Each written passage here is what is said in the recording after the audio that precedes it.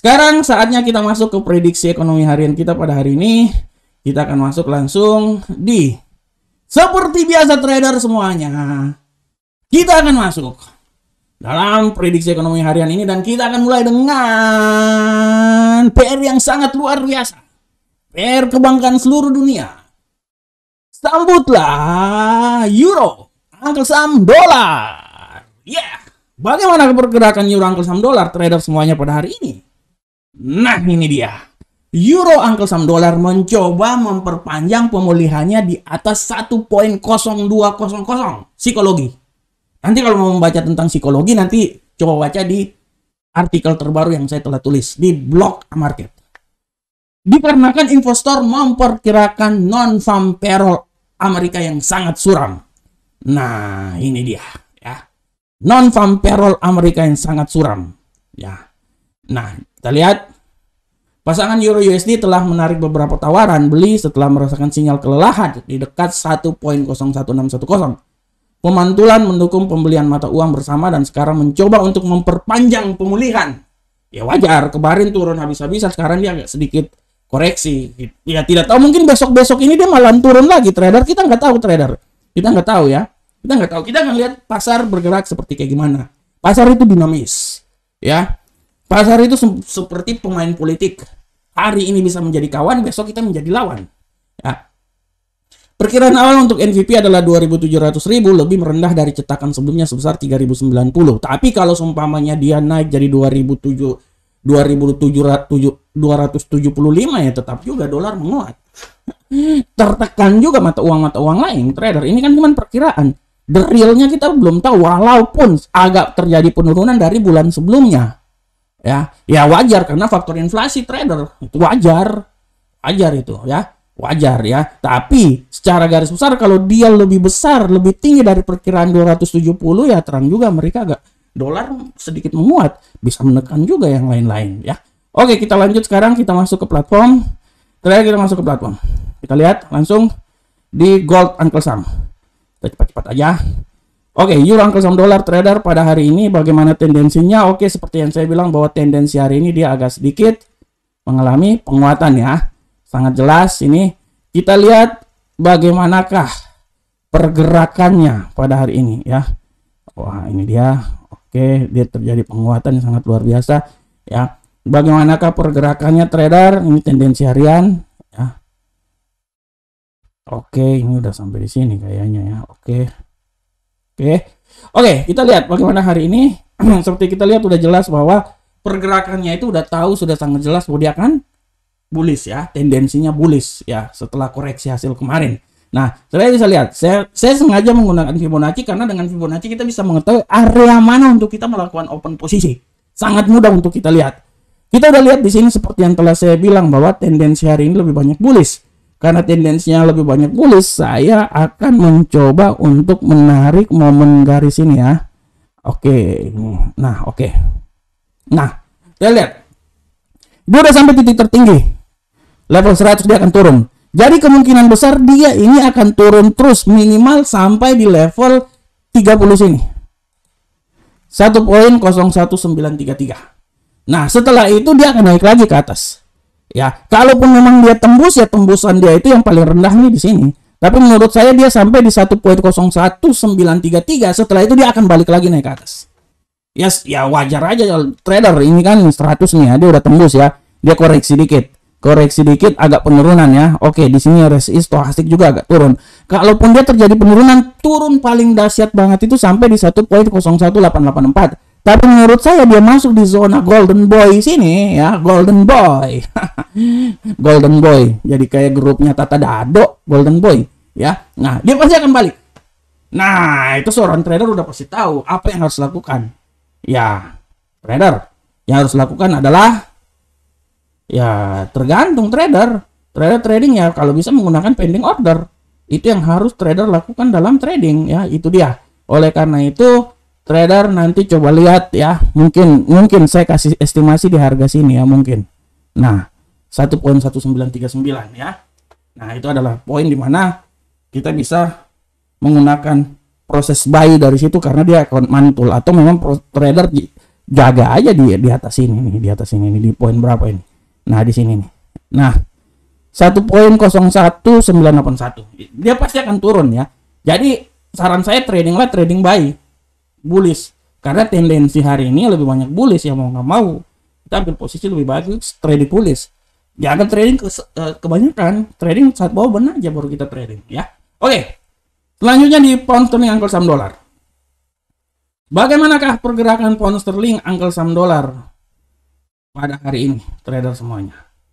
Untuk pergerakan pound sterling angkel saham dolar pada hari ini, trader bisa lihat dengan jelas bahwa GBP USD menghentikan tren turun 2 hari di level terendah sejak bulan Maret 2020. 2020, 2 tahun yang lalu ya. Perubahan ketenaga kerjaan ADP Amerika, berita utama Brexit, dan berita politik Inggris akan sangat penting untuk diperhatikan dalam dorongan yang terbaru. Perdana Menteri Johnson & Johnson menahan diri untuk tidak mundur. Dikit lagi dia mundur. Ini si Johnson ini nih. Ini sengak banget nih orangnya. Ini orangnya ini sengak banget ya. Hobi banget dia. Provokasi banget nih orang ini. Udahlah, turun aja lah kau itu. Ya, Johnson menahan diri untuk tidak mundur meskipun ada dorongan politik. Tapi saya yakin 2 hari, minggu ini, paling lama bulan ini udah turun ini menurut analisa saya. Ya, yang pasti saya menganalisa pakai Fibonacci. Menurut analisa Fibonacci ya saya, 2 hari lagi, 1 minggu ini kemungkinan, atau 1 bulan lah paling lama, si Johnson ini udah turun dia ini ya. Oke, kita langsung masuk aja ke platform trader. Kita langsung masuk ke platform. Bagaimanakah pergerakan dari pound sterling angkel saham dolar? Untuk pergerakan pound sterling angkel saham dolar sudah sangat jelas hari ini tendensinya adalah bullish ya. 2 hari berturut-turut turun, sekarang dia bullish ya. Nah, oleh karena itu kita akan lihat bagaimanakah pergerakannya. Nah, kita akan lihat pergerakannya adalah bullish tendensinya. Nah, kita lihat trader. Dia udah sampai di titik 100 ini, trader lihat ya. Nah, trader lihat, saya tandain dulu. Dia udah sampai sini, dia balak, dia turun ya. Nah, sekarang dia udah masuk sini. Seperti yang telah saya bilang kemarin juga, tadi barusan trader amati benar-benar di level ini. Trader amati benar-benar di level, waduh mana dia lagi. Trader amati benar-benar di level sini. Ini dia. Ini ya, oke lah sampai sinilah. Oke, sini ya. Nah, dari atas sih sebenarnya sih. Nah, setelah ini dia akan mantul. Makanya saya bilang kalaupun dia turun paling terendah ya mungkin dia turunnya sampai di sini.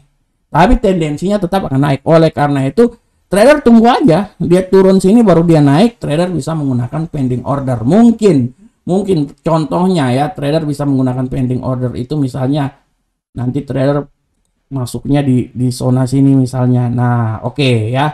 Nah, sebagai patokan untuk dia naik lagi ke atas. Nah, itu dia. Karena menurut saya dia akan turun ini. Dia turun sampai level di sini atau level di bawah sini, setelah itu dia balik arah lagi. Nah, sesuai dengan tendensi dia pada hari ini lebih banyak ke bullish. Itu dia ya. Oke. Selanjutnya trader, ini tadi adalah analisa dari pound sterling. Kita masuk ke analisa dari gold. Bagaimanakah analisa gold pada hari ini? Trader semuanya. Untuk gold hari ini kita bisa lihat dengan jelas bahwa gold hari ini, pergerakan gold hari ini, harga emas menggambarkan pullback korektif dari level terendah sejak September 2021. September 2021. Bayangkan, September 2021. Saya ulangin sampai 3 kali. Nih, harga emas mengkonsolidasikan penurunan baru-baru di sekitar level terendah dalam 10 bulan. Mengambil tawaran beli dekat 1742 selama sesi Asia pada hari Kamis. Oke. Sekarang dia ambil kekuatan dulu, naik dulu. Sampai menunggu besok, tidak tertutup kemungkinan besok dia selam lagi ya. Kita lihat kekhawatiran perlambatan ekonomi global, The Fed yang hawkish membebani harga, tetapi kurangnya katalis memicu pemulihan. Kurangnya katalis artinya berita-berita yang tidak terlalu besar ya, makanya terjadi pemulihan hari ini. Tapi kita akan lihat besok ada berita non-farm, kita tidak tahu arah pergerakannya kemana ya. Walaupun kita bisa memprediksikan, tapi kita nanti akan lihat, kita bisa memprediksikan tapi pasar yang menentukan ya. Nah, tapi dari prediksi kita bisa lihat bahwa tendensi bearish masih tetap sangat kuat ya, tapi kita akan lihat. Oke, kita sekarang masuk ke platform trader. Kita masuk ke platform trader. Nah, ini adalah platformnya. Kita bisa lihat di sini arah pergerakan gold pada hari ini sudah sangat jelas. Tendensinya bullish ya hari ini. Nah, dari sini kita bisa tahu arah pergerakannya sampai di mana. Kita bisa lihat supaya kita bisa mengambil posisi dalam trading. Oke, nah ini dia time frame yang lebih pendek. Trader bisa lihat sangat jelas bahwa di sini yang harus trader amati adalah di posisi, sabar saya garis dulu supaya trader gampang untuk melihat.